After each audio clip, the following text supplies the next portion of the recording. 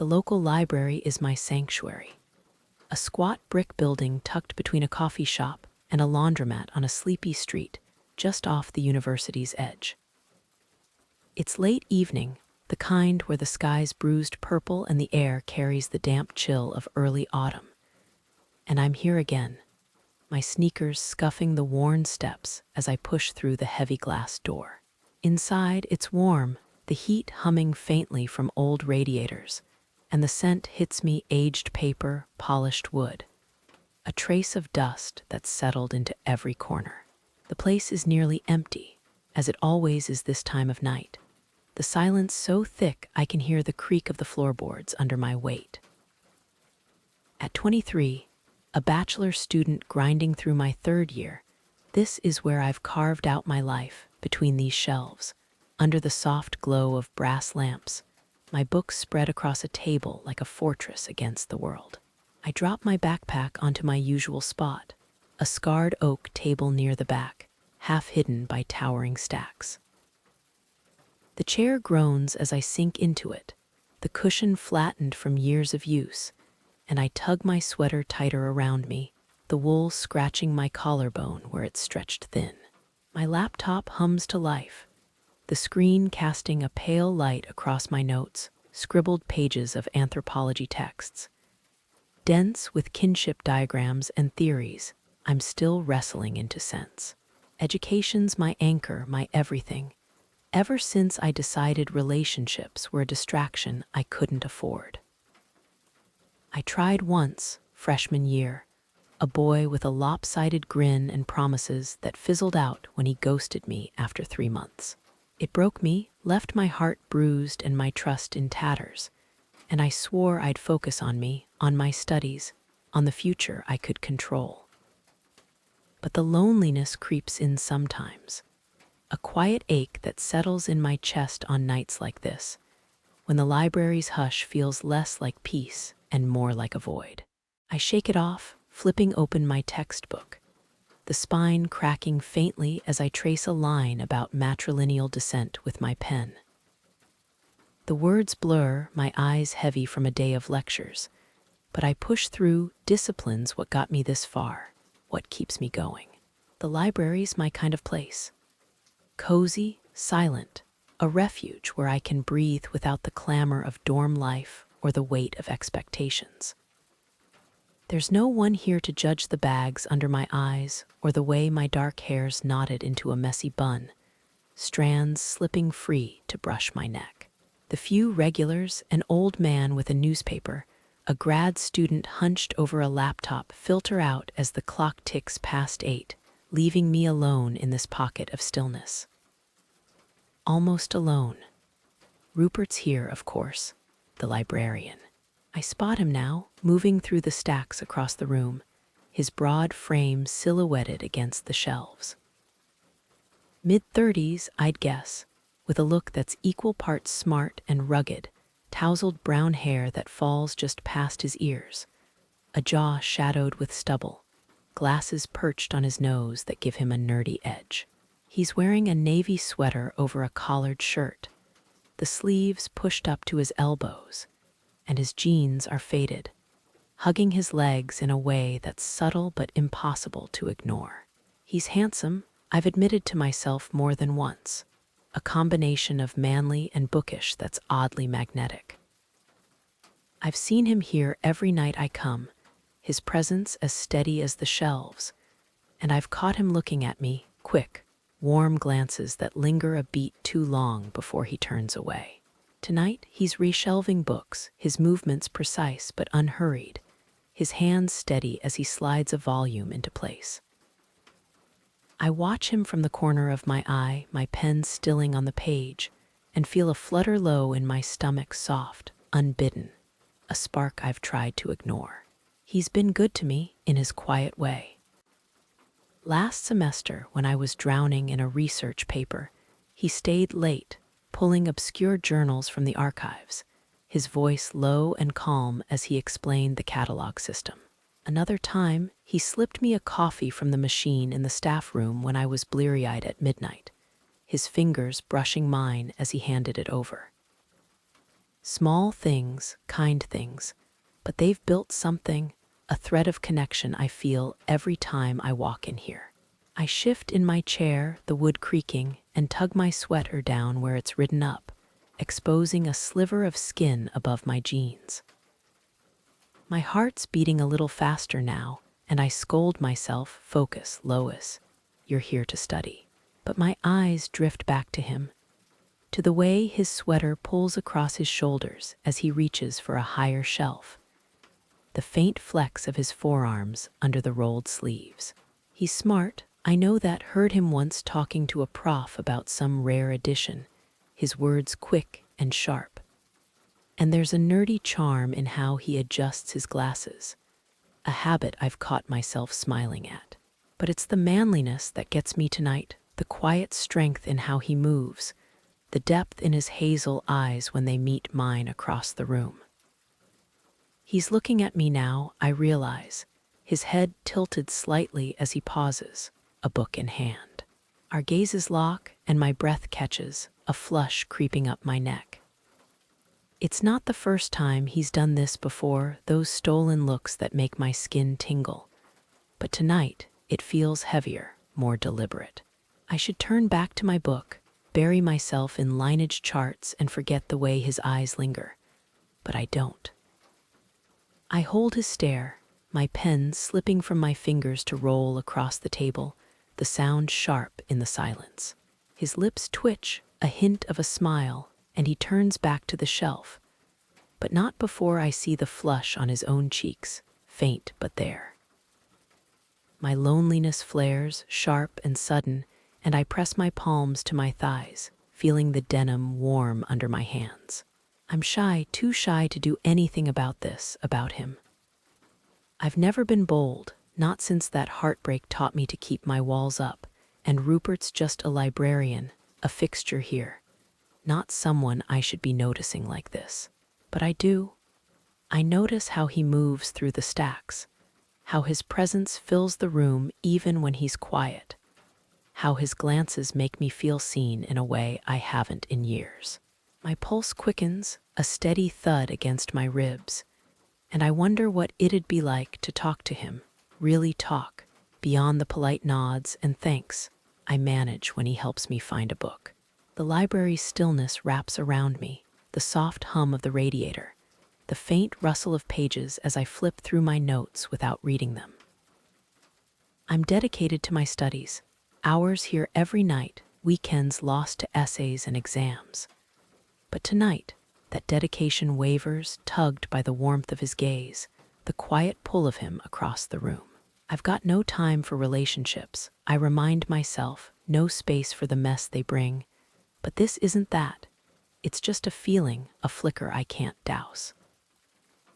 My sweater slips off one shoulder, the air cool against my skin, and I don't fix it, letting the exposure linger, wondering if he notices.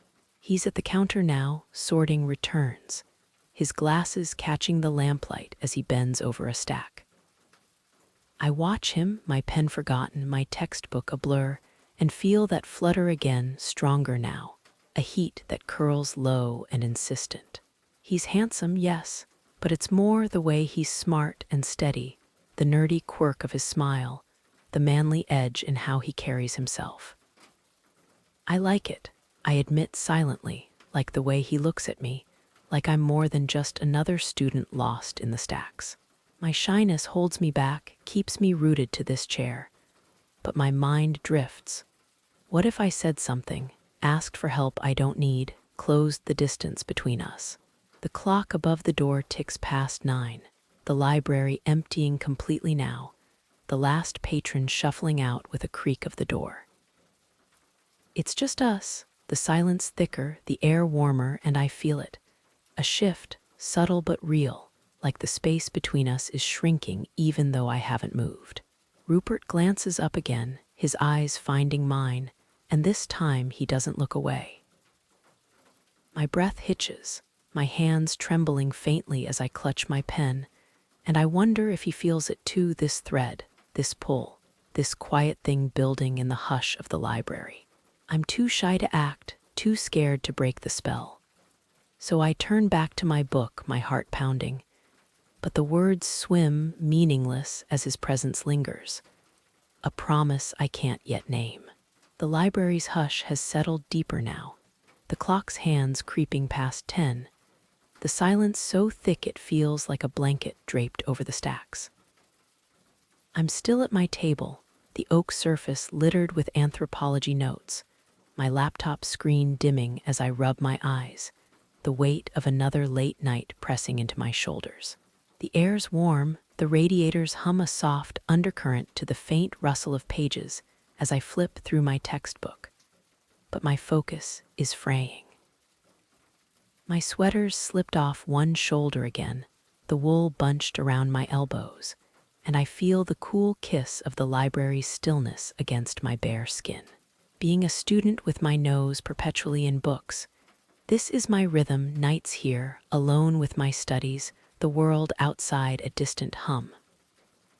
But tonight, that rhythm falters, tugged by the presence of Rupert across the room. He's at the counter, his navy sweater catching the lamplight as he sorts a stack of returns, his glasses glinting with each tilt of his head.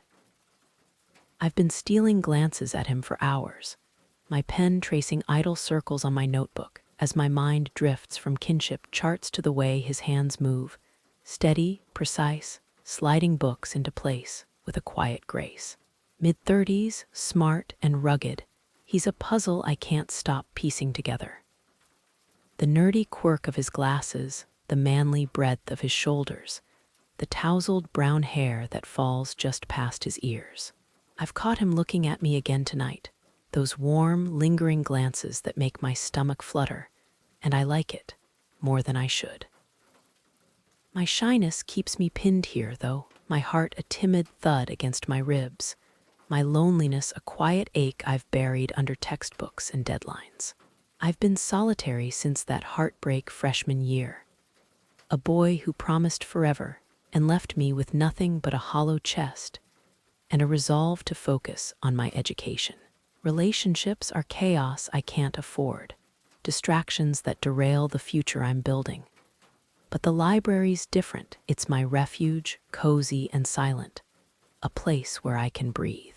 Rupert's part of that, a steady fixture who's helped me more times than I can count, late nights finding obscure texts. A coffee slipped my way when I was fading, his low voice cutting through my panic before exams. There's a thread between us, unspoken but real. And tonight, it feels tighter, pulling at me as I watch him move through the stacks, his jeans hugging his legs in a way that's subtle but impossible to ignore. My notes blur, the words swimming as my eyes drift to him again.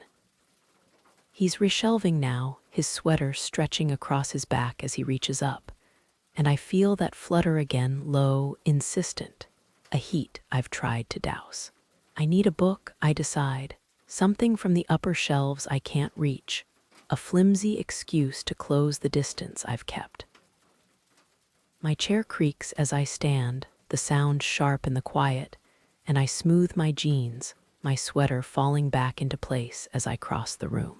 The floorboards groan under my sneakers, the library's stillness parting around me, and my pulse quickens, a nervous rhythm I can't shake. I'm shy, too shy for this, but the loneliness gnaws at me, and Rupert's glances have stirred something I can't ignore. He's in the anthropology section, a few aisles over, and I pause at the edge of the stack, my fingers brushing the worn spines as I gather my courage. The air's thicker here, laced with the scent of old paper and wood polish, and I feel the warmth of the radiator seeping through the shelves. "Hey," I say, my voice soft, barely breaking the hush. He turns, his hazel eyes catching mine behind his glasses, and there's that fondness again, timid, warm, a flicker I've seen before but feels heavier tonight. "I need a book," I add, pointing vaguely upward. "Top shelf, can't reach it." He nods, a faint smile tugging at his lips, and steps closer, his cedar scent drifting toward me as he grabs the rolling ladder propped against the stack. "Which one?" he asks, his voice low, a thread of amusement in it. I point to a thick volume, Kinship and Culture, a title I don't really need but fits my excuse, and he climbs, the ladder creaking under his weight. My eyes follow him, tracing the line of his back, the flex of his arms as he reaches. And I feel a flush creep up my neck, my hands twisting together in front of me. He's handsome, God, he's handsome, and I'm caught, my shyness warring with the heat pooling low in my belly. The ladder wobbles, a sudden lurch, and my breath catches as he loses his grip. The book slips, thudding to the floor, and he follows a graceless tumble, his shoulder hitting the shelf before he lands sprawled on the rug, a soft grunt escaping him. My heart leaps, and I'm moving before I think, dropping to my knees beside him, my hands hovering over his arm. "Are you okay?" I ask, my voice sharp with worry, my fingers brushing his sweater as I check him over. He's fine. I realize he's sitting up, rubbing his elbow, a sheepish grin breaking through the flush on his face. But we're close now, closer than we've ever been, the space between us shrinking to inches. His glasses are askew, one lens catching the light, and his hair's mussed, falling across his forehead in a way that makes my fingers itch to fix it. "I'm good," he says, his voice rougher now, and I feel it a jolt, sharp and electric, as our eyes lock. My hand's still on his arm, the wool warm under my palm, and his breath hitches, a sound I feel more than hear. The library's stillness presses in, the stacks towering around us, and I'm hyper-aware of him, the cedar scent of him, the warmth radiating from his skin, the way his chest rises and falls a little faster. His timid fondness, the kind I've seen in those stolen glances, shifts, his gaze darkens, a spark igniting as he steadies himself, his hand brushing mine as he adjusts his glasses. I don't pull back, can't, my pulse thudding in my ears as the moment stretches, charged and heavy. My sweater's slipped again, bearing my shoulder, and I feel the air cool against my flush, but his eyes dart there, lingering, bold now where they've been cautious. The forbidden hums between us. He's the librarian, older, a man who's helped me like a mentor, not someone I should want like this. I'm a student, just another face in this quiet place, and he's, what? Married, maybe. I don't know, haven't asked, but the thought twists in me, sharp and thrilling, heightening the heat curling through my veins. My loneliness flares, raw and aching, and I realize how much I've craved this closeness, connection him. He shifts, sitting up fully, and his knee brushes mine, the denim of his jeans rough against my own. My breath's shallow, my hands trembling faintly as I rest them on my thighs, and I feel the library shrink, the world narrowing to this aisle to us. His hand lifts, hesitant, then drops, hovering near my arm, and I see the struggle in him, restraint, uncertainty, but it's fraying, cracking under the weight of our nearness. I lean closer, testing, my hair spilling across my face, and his scent fills my lungs, cedar, ink, a trace of sweat from the fall. My shyness battles the desire surging in me, but I'm persistent, bolder than I've ever been, my fingers brushing his again as I reach to steady him. The touch lingers, his skin warm and rough against mine, and I feel it everywhere, my chest, my thighs, the heat pooling deeper. His eyes lock on mine, no longer timid but hungry, a quiet confidence stirring as he holds my gaze. My thoughts spin the library, my studies, the heartbreak that's kept me guarded. But they scatter, lost to the pull of him, the way his breath quickens, the way his hand moves again, grazing my waist as he shifts closer. It's daring, a line he hasn't crossed before, and it steals my breath, my body leaning into it, my pulse a wild rhythm against my ribs. The stacks loom, the silence thick with possibility, and I'm teetering, caught between fear and want. The cliff's edge sharp and close as his touch lingers, asking, waiting. The library aisle feels like a safe heaven, the stacks towering around us, their shadows swallowing the faint glow of the overhead lamps. Rupert's hand grazes my waist, his fingers warm through the thin fabric of my sweater, and the air between us crackles, thick with the scent of old books and his cedar cologne. My breath's caught, a shallow hitch in my chest, as his touch lingers, a daring question I can't ignore. I'm kneeling beside him still, the rug rough against my jeans, his fall from the ladder a heartbeat ago leaving us tangled in this moment, closer than we've ever been. His hazel eyes, dark behind his glasses, hold mine, the timid fondness I've known for months burning into something bolder, something I've craved without naming. At 23, a bachelor student buried in my studies, I've kept my walls high, but they're crumbling now, my loneliness a raw ache that pulls me toward him. His hand trembles faintly, then steadies, pressing firmer against my waist, and I feel the shift, his restraint fraying, his confidence blooming in the wake of my persistence. My pulse thunders, a wild rhythm against my ribs, and I lean closer, my hair spilling across my face, my sweater slipping off my shoulder to bear the curve of my neck.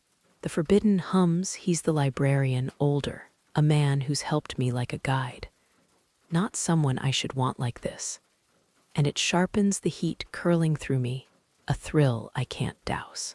My shyness battles the desire surging in my veins, but I'm done fighting.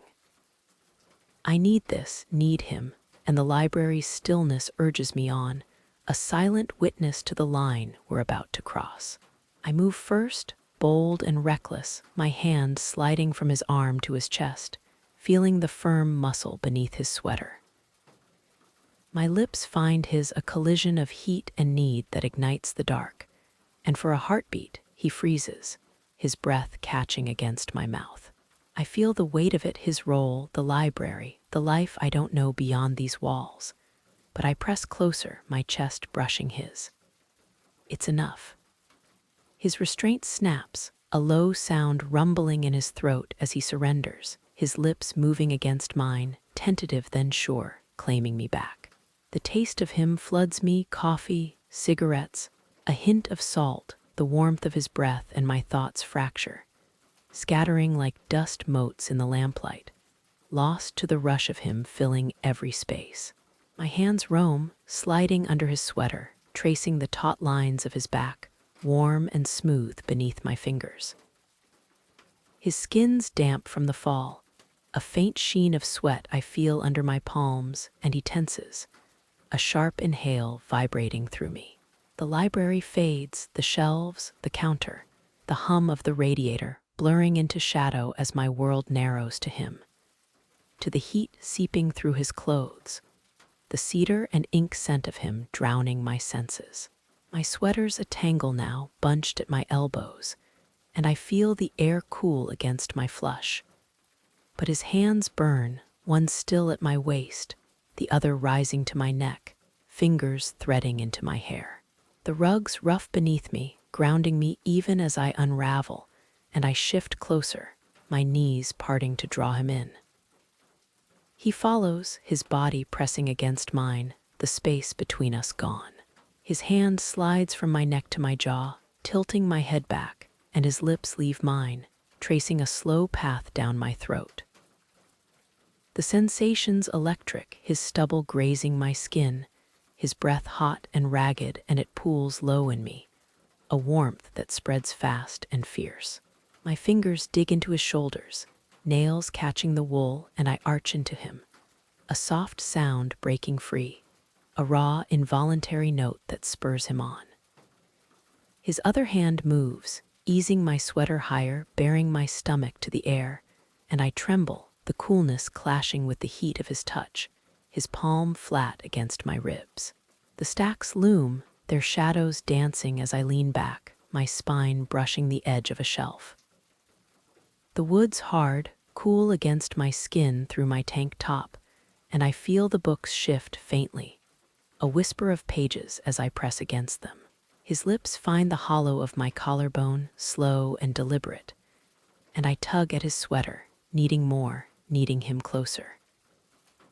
He pulls back just enough to yank it off, the motion swift and sure, revealing a plain white shirt underneath, the collar open to show a sliver of tanned skin.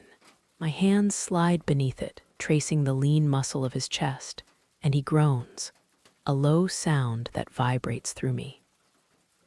The library's hush wraps us tight, the silence thick with our breathing, the faint creak of the shelf as I shift again. My jeans are taut, the denim digging into my hips, and I feel the roughness of his hands as they move, sliding to my waistband, fingers brushing the sensitive skin just above it. It's teasing, testing, and the tension coils tighter, a wave building inside me, relentless and consuming.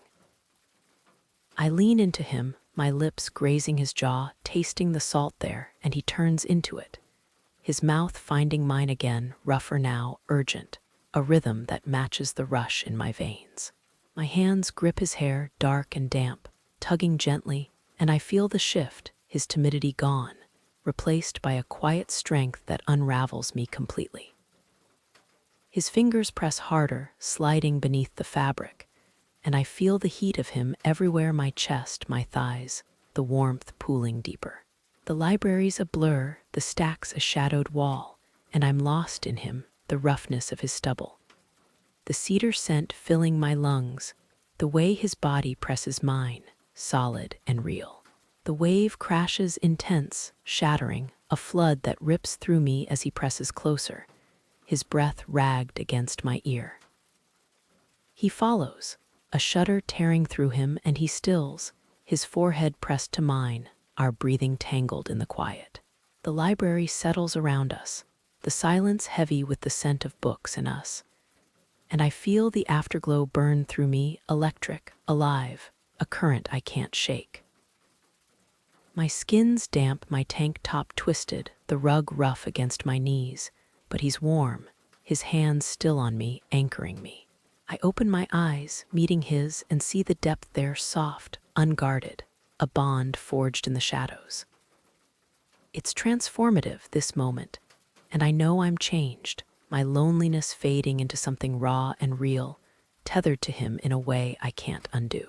We stay there, suspended, the night pressing in, until the clock's faint chime pulls us back, and we untangle, breathless, the library holding our secret. It's 2 weeks later, and I'm in my cramped apartment, the single window letting in the gray light of a rainy afternoon. My desk's a mess, textbooks, notes, a half-empty mug of tea. But I'm not studying, not today. I'm sprawled on my bed, the thin blanket pulled up to my chin, my skin still humming with the memory of Rupert, of that night in the library. My tank top's in the laundry, my jeans folded on a chair. But I can still feel him, the press of his hands, the heat of his breath, the way he filled the emptiness I'd carried too long. It's a secret